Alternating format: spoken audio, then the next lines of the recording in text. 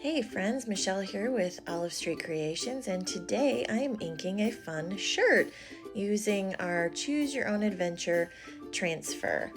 And I pulled out my copper ink. It is one of my absolute favorite color inks. And I'm just going to spread that across my transfer just like you would with the chalk paste. I have my ink mat underneath to help keep my shirt flat and straight and keep it from moving. And then as I peel off the transfer, I'm just going to pull it off kind of slow, make sure I didn't miss any spots, and I don't want to smudge the ink.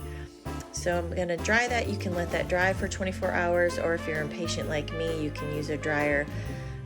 Now I decided that the copper ink didn't show up quite enough on this gray shirt, so I am going to use black ink, and I offset the transfer just a little bit so that I didn't have to worry about lining it up exactly, and I'm hoping to get that shadowed effect on my shirt. And would you look at that, it turned out perfect. I absolutely love these two colors together.